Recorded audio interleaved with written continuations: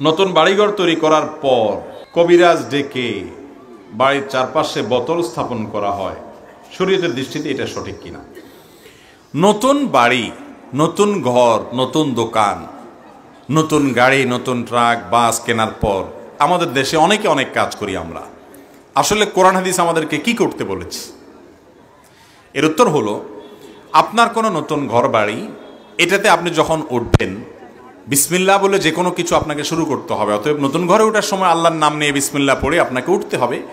অবশ্যই এটা শুধু নতুন বলে কোনো কথা নয়, পুরান ঘরেও, পুরান বাড়িতেও ঢুকার সময় যতবার ঢুকবেন বিসমিল্লাহ বলেই প্রবেশ করতে হয়, তাহলে শয়তান তার সাথে প্রবেশ করতে পারবে না ওই ঘরে। এর বাইরে নতুন ঘরে ঢোকার জন্য বিশেষ কোরআনের আয়াত, বিশেষ সূরা, বিশেষ আমল, দোয়ার অনুষ্ঠান, এর কোনোটা করার ব্যাপারে শরীয়ত কোনো নির্দেশ দেয় নাই।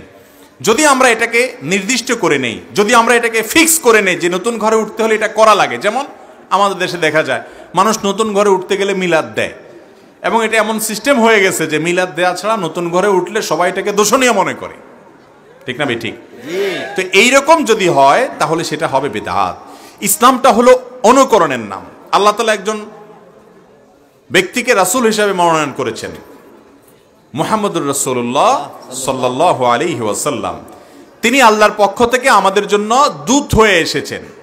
আল্লাহর কথাগুলো কিভাবে মানতে হবে তাকে দেখে দেখে মানতে হবে, তাকে দেখে দেখে আমল করতে হবে, তাকে দেখে দেখে অনুসরণ করতে হবে। এজন্য আল্লাহ তাআলা তাকে পাঠিয়েছেন।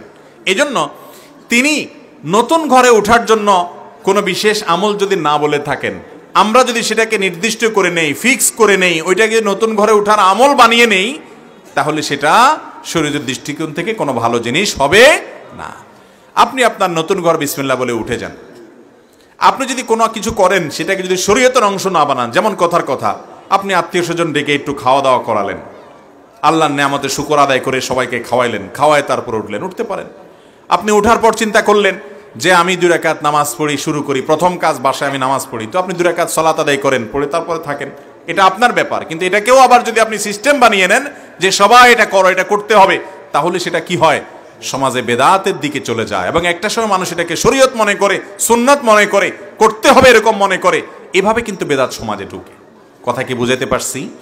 তাহলে নতুন ঘর বাড়িতে ওঠার জন্য বিশেষ কোনো আমল কোরআন হাদিস থেকে শেখানো হয়নি। আমরা বিসমিল্লাহ বলে উঠে যাব, আল্লাহর কালাম তেলাওয়াতের মাধ্যমে, জিকিরের মাধ্যমে, কোনো নেকামলের মাধ্যমে আপনি শুরু করেন থাকা, সেটা আপনার ব্যাপার।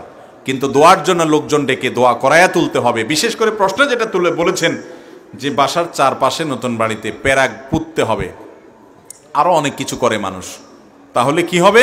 ক্ষয়ক্ষতি থেকে বাঁচবে। এগুলো নিছক আমাদের মন গড়া কথাবার্তা, এগুলোর জন্য শরীয়ত কোনো নির্দেশ আমাদেরকে দেয় নাই।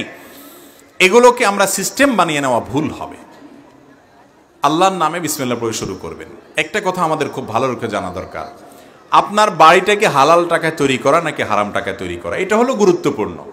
কোন হুজুর দোয়া করে দিল, উঠার সময় দোয়ার অনুষ্ঠান হইলো কি হইলো না, প্যারাক 4টা কাটছেন না 8টা কাটছেন না, আদৌ কাটার দরকার আছে কিনা, এটা না।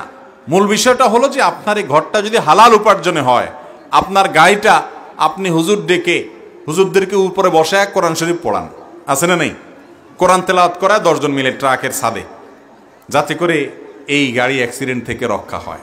আরে ভাই, অ্যাক্সিডেন্ট থেকে রক্ষার জন্য, বিপদ থেকে রক্ষার জন্য যে আল্লাহর কাছে আশ্রয় প্রার্থনা করবেন, এটা যদি 2 নম্বর টাকা দিয়ে করেন তো আল্লাহর সাহায্য তো আপনি এমনিই পাবেন না। হুজুর দোয়া করলে কি লাভ হবে? কথা বুঝেন নাই? বাকি হ্যাঁ, ওই যে বললাম যে আপনি শুরুতে কারোর দোয়া চাইলেন, কেউ দোয়া করলো, এটাকে আপনি সুন্নাহ মনে করলেন না, সিস্টেম বানাইলেন না, হতে পারে। কিন্তু আজকাল আমাদের দেশে সিস্টেম বানিয়ে নেওয়া হয়েছে। আপনার নতুন বাড়ি, এটাতে উঠার জন্য বিশেষ কোনো আমল, দোয়া হাদিসে শেখানো হয় না। বিসমিল্লাহ বলে উঠে যাবেন এবং কাজ করবেন।